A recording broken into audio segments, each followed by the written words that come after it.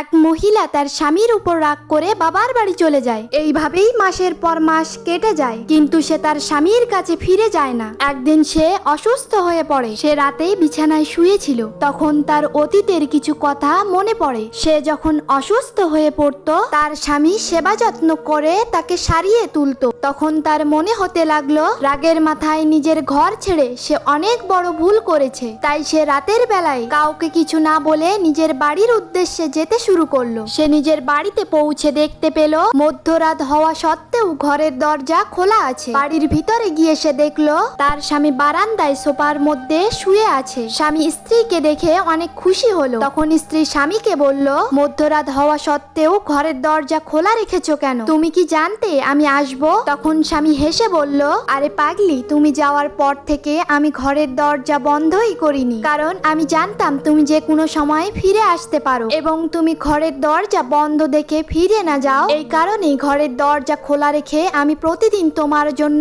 অপেক্ষা করি। এই কথা শুনে স্ত্রীর চোখে পানি চলে আসলো। বন্ধুরা, স্বামী স্ত্রীর সম্পর্ক তো এমনই হওয়া উচিত।